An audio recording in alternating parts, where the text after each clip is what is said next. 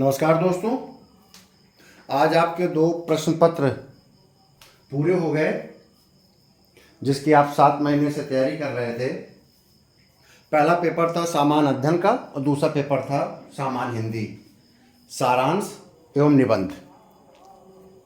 देखिए, दोनों paper moderate हैं, ना तो सरल है और ना बहुत कठिन है।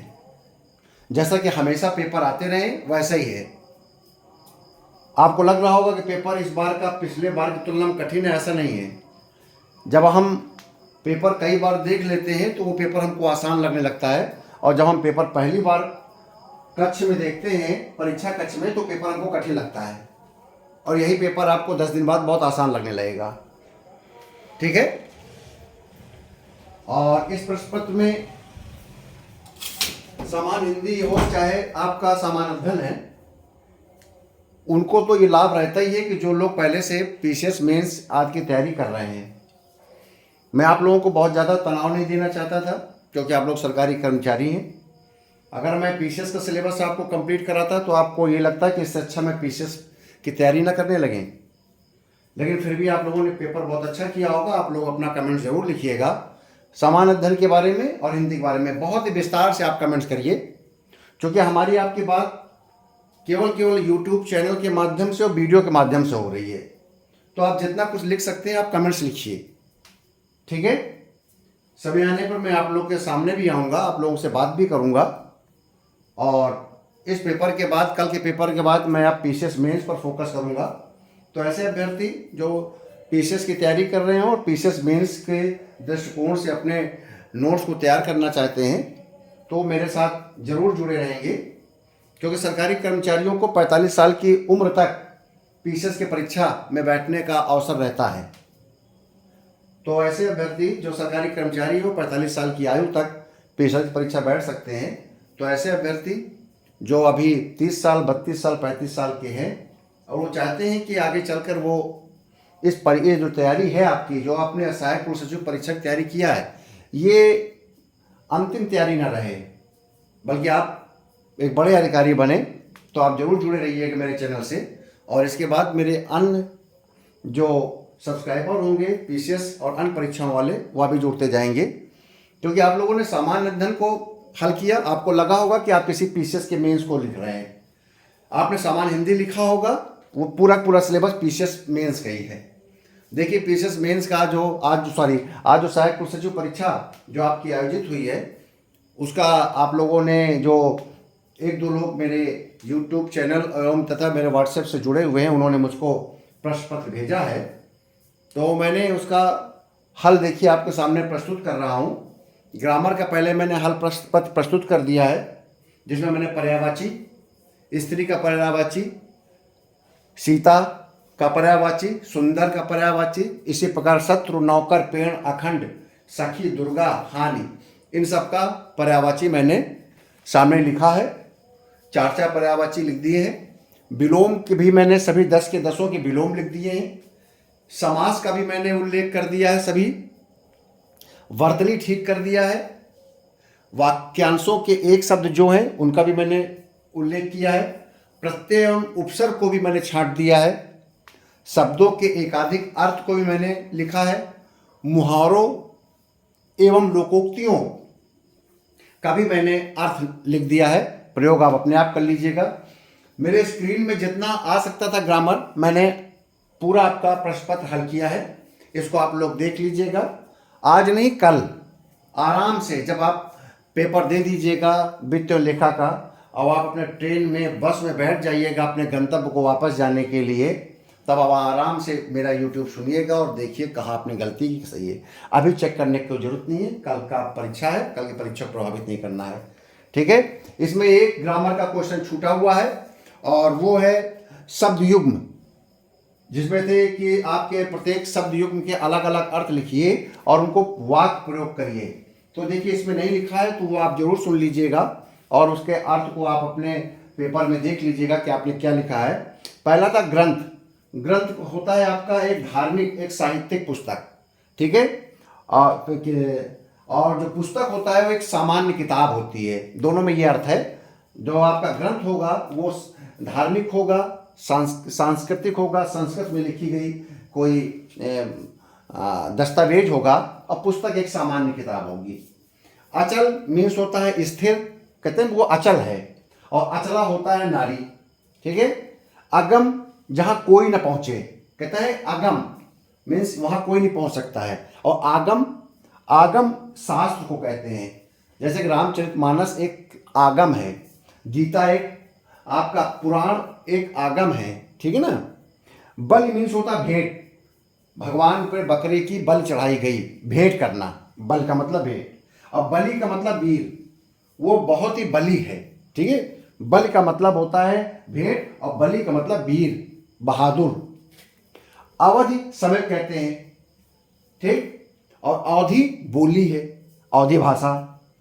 इसी प्रकार वध, वध एक विशेष उद्देश्य से जब किसी को मारा जाता है और वो औचित्यपूर्ण होता है तो उसको वध कहते हैं। जैसे भगवान राम ने रावण का वध किया, एक उद्देश्य की प्राप्ति के लिए, और एक औचित्यपूर्ण था, कानूनी रूप से जब कोई काम किया था उसको वध कहते हैं।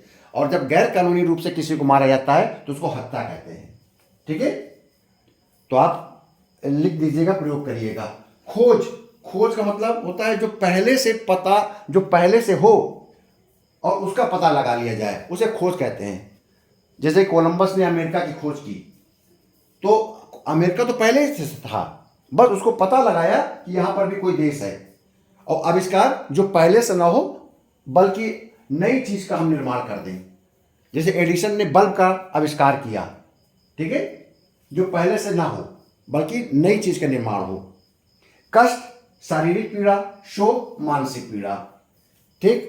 प्रवचन धार्मिक उपदेश होता है, ठीक है। जब हम जब कोई गुरु या महात्मा बैठकर किसी को अपनी बात कहता है समूह में, तो उसको बोलते हैं प्रवचन, क्योंकि वो महात्मा और गुरु धार्मिक बात करेगा।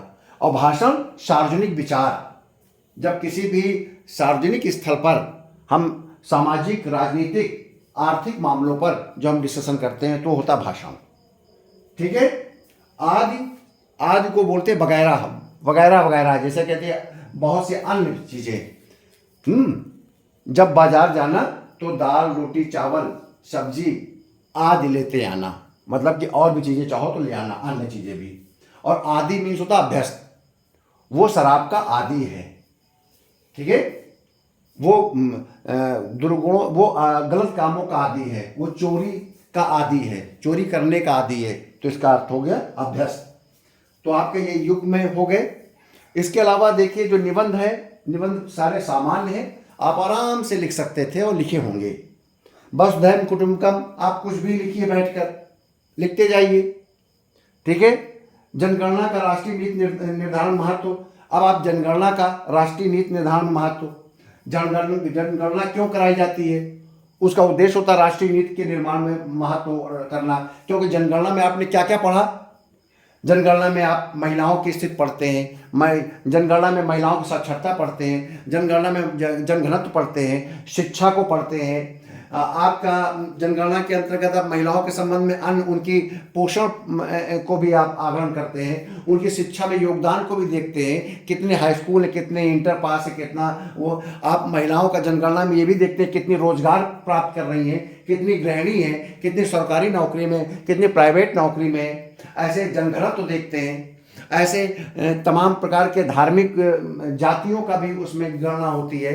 जितना भी आपने जनगणना में पढ़ा है, अब इससे बताइए, जब आप जनगणना में अलग अलग चीजें अगर इतना लिख दें, जनघनत्व तो आपका लिंगानुपात, महिलाओं की आर्थिक स्थिति, पुरुषों की आर्थिक स्थिति, किस देश में, किस राज्य में कितनी जनसंख्या है, कहाँ पर कितना जनघनत्व है, कहाँ पर लिंगानुपात कम है, कहाँ बालकों की कितनी संख्या है, कहाँ पर वृद्धों की कितनी संख्या है, कितने लोग रोजगार प्राप्त हैं, कितने बेरोजगार हैं, कितने गृहिणी हैं, कितने लोग खाद्य गरीबी रेखा के नीचे हैं, कितनों के यहाँ पर वस्तु सामग्री है, कितनों के यहाँ विलासिता का सामान है, कितनों के यहाँ अपना निचले स्तर से भी जीवन नहीं गुजार पा रहे हैं। आप इन चीज़ों को, हम जब जनगणना की स्टार्ट होता किया जाता है तो ये सारी चीज़ें साइंटिफिकली और कैलकुलेटिव चीज़ें सब कुछ लिखा जाता है। अब जब आपके पास इतनी चीज़ें आ जाएंगी तो आप बताइए उसका कितना बड़ा योगदान हो जाएगा नीति निर्धारण में, और उसी के आधार पर आप देखिए सारी योजनाएं बन रही हैं। आपको मैंने 17 बताए थे आपके सस्टेनेबल गोल्स, और इतनी योजनाएं बताई थी। ये किसी न किसी जनगणना के आधार पर ही किसी न किसी उद्देश्य को पूरा करती हैं। तो आप इसमें चाहें तो जनगणना का राष्ट्रीय महत्व पर जितना मन आप उतना लिख सकते थे। इसके लिए किसी निबंध को याद करने की जरूरत नहीं था, आपका सामान्य ज्ञान पर्याप्त है। ठीक। राष्ट्रीय शिक्षा नीति में मातृभाषा का महत्व, तो राष्ट्रीय शिक्षा नीति में आपने देखा है कि मातृभाषा की बात की गई है, और इसीलिए राष्ट्रीय शिक्षा में राज्यों के साथ MOU किया जा रहा है, मेमोरेंडम ऑफ अंडरस्टैंडिंग, कि भाई आपको हम चाहते हैं कि पहली बार ऐसा हुआ है कि हर राज्य की में उन्हीं की भाषा में पढ़ाया जाए। तो इसलिए उनका योगदान होना चाहिए, उनका कंट्रीब्यूशन भी होगा। ठीक है ना। इसीलिए कोशिश की जा रही है इसको समवर्ती सूची में भी रखा जाए, क्योंकि केंद्र राज्य दोनों मिलकर काम करें। तो आप बताइए मातृभाषा का क्या महत्व होगा राष्ट्रीय शिक्षा की नीति में, कि जो अभी विभिन्न क्षेत्रों में बहुत सी चीज़ों में नहीं लोग पढ़ पा रहे होंगे, अगर उनकी भाषा में किताबें बनेंगी, उन्हीं स्थानीय भाषाओं में बड़े बड़े शोध ग्रंथ बनेंगे, इंजीनियरिंग की किताबें बनेंगी, विज्ञान की किताबें बनेंगी, आपके लॉ की किताबें बनेंगी, और उसी भाषा में पढ़ाया जाएगा, तो एक बहुत बड़ा चेंज आएगा। ठीक है। तो ये चीज़ें आपको लिखना था राष्ट्रीय शिक्षा नीति के अंतर्गत। और राष्ट्रीय शिक्षा नीति बताते हैं क्या है, उसमें क्या क्या चीज़ों को उल्लेख है, उसका आप उल्लेख करिए। उसके बाद आप राष्ट्रीय मातृभाषा का महत्व पर थोड़ा सा इम्पैक्ट डाल दीजिएगा, ज़्यादा 1.5-2 पेज पे आपने लिखा होगा। ठीक है। ठीक है, ऐसा लिखना चाहिए।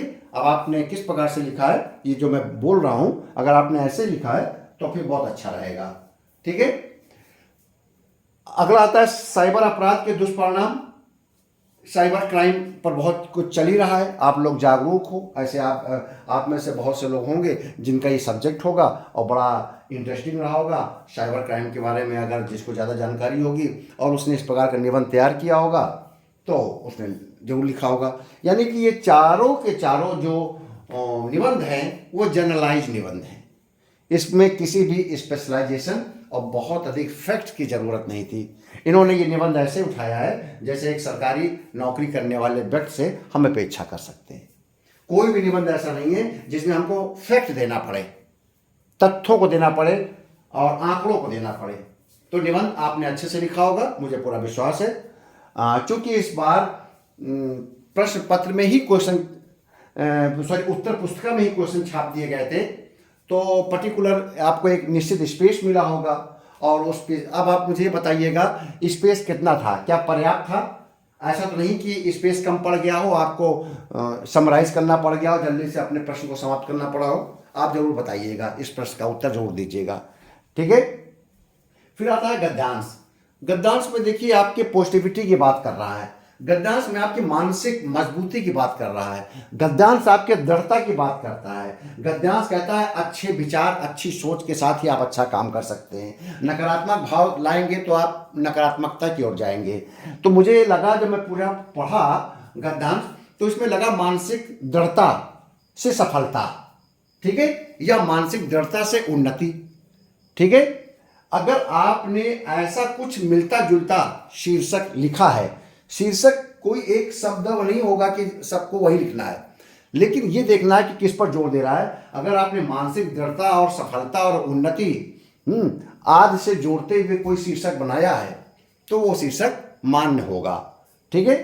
आपकी सारांश आपने कर ही लिया होगा क्योंकि बहुत टफ नहीं था आपका ये पूरा गद्यांश, बहुत सहज था, सारांश लिख लिया होगा। और जो व्याख्या करने के लिए कहा है, व्याख्या भी आसानी से हो जानी चाहिए क्योंकि बहुत आसान शब्दों में है। गरीबी हमारी मानसिक रोग है।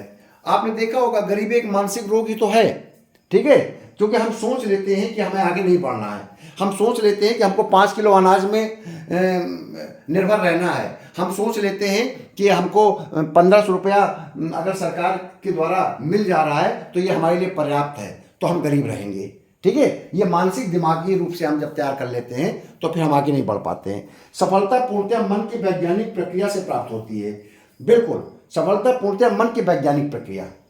भाई सफलता तभी होगा जब आप में दृढ़ता होगा, आप में स्थिरता होगी, आप दूरगामी रूप से सोच सकते होंगे, आप में तार्किकता होगी, आपको किसी चीज़ को पाने की एक प्रकार का दृढ़ विश्वास होगा, आपको उसकी प्रक्रिया पता होगी, तभी आपको सफलता मिलेगी। आपको यही लिखना था इसमें। उस स्थिति से अपने मुख को मोड़ लीजिए जो आपको गुलाम बनाती है। फिर देखिए, ये दृढ़ता की बात कर रहा है। उस स्थिति में मत जाइए जो आपको गुलाम बना रही है। आप मुफ्त की चीजों के लिए मत पागल होइए। आप सरकार के ऊपर आश्रित मत रखिए जिससे आप गुलाम बन जाए। ठीक है, आप अपने दृढ़ विश्वास पर, आप अपनी मेहनत पर, आप अपने परिश्रम पर विश्वास करिए। आप किसी लक्ष्य को प्राप्त करने के लिए तत्परता के साथ, पॉजिटिविटी के साथ, सकारात्मक भाव के साथ आगे बढ़ने की कोशिश करिए। आप हाथ पे हाथ मत बैठिए। इन चीज़ों को इस प्रकार से आप विस्तार करना था, आपने कर लिया होगा। ठीक है, निबंध। आप फिर आता है एक तीसरा क्वेश्चन था, पत्र टिप्पणी का आशय नमूना। देखिए, मैंने टिप्पणी एक बार आपको लिखवा दी थी। अगर आपने टिप्पणी लिख ली होगी, सेम वैसे ही लिख लिया होगा, तो आपको अंक मिल जाएंगे।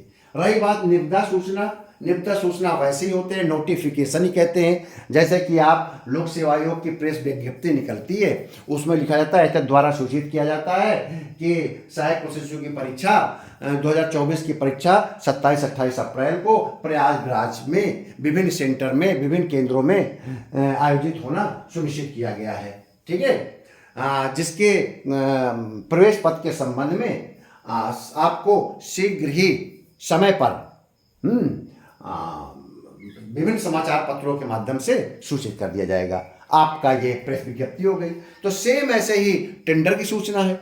ठीक है, कि स्टेशनरी की सामग्री को परचेज करने के लिए, क्रय करने के लिए एक अल्पकालिक निविदा निर्गत की गई है, जिसके शर्तें एवं पत्र यानी कि जो फॉर्म है वो विभाग की वेबसाइट www. जो भी है उसमें अपलोड कर दिया गया है, और जो कि आप उससे डाउनलोड कर सकते हैं और समयबद्ध तरीके से उसमें आप अपना आवेदन कर सकते हैं। खत्म हो गया बात। ऊपर विभाग का नाम आ गया, नीचे विभाग का नाम आ गया, और आज्ञा से अधिकारी का नाम आ गया, जैसे कि लोक सेवा आयोग में होता है। ठीक है, तो ये कोई विशेष बड़ी चीज़ नहीं थी कि ये बड़ा टफ क्वेश्चन था और आपके दिमाग में ना आया हो। ठीक है, क्योंकि जब आपको 30 नंबर का पत्र आपको पता था, तो आपने सारे पत्रों को एक बार जरूर देखा होगा। ठीक है ना। तो ये जो हिंदी का पत्र है, ये हिंदी का जो पत्र है, या सॉरी हिंदी का जो आपका पेपर है, वो इतना टफ नहीं है, बहुत सामान्य है। इसमें आप में से अधिकतर लोगों को 130 से लेकर 150 के बीच में अपना लक्ष्य निर्धारित करना चाहिए, और मुझे पूरा विश्वास है कि आपने ऐसा किया होगा। ठीक है, आप अपने स्क्रीन में देखिए, मैंने पूरा लिख दिया है, और जिन चीज़ों को मैंने नहीं लिखा है इस ब्लैक बोर्ड स्क्रीन में, उसको मैंने अपने वक्तव्य के द्वारा, अपने स्पीच के द्वारा उसमें मैंने बता दिया। पूरा पेपर मैंने इसमें आपको सामान्य जानकारी हिंदी की दे दिया है जो पेपर में आया है। मुझे पूरा विश्वास है कि आप लोग अच्छे से पेपर किए होंगे, और आपने क्या क्या गलतियां किया है, क्या क्या कमी रह गई है, जरूर मुझे बताएं, जिससे मैं आपका व्यक्तिगत रूप से आकलन कर सकूं कि आपको कितने अंक हिंदी मिलेंगे और कितने अंक सामान्य अध्ययन मिलेंगे। ठीक है, ऑल द बेस्ट कल के परीक्षा के लिए।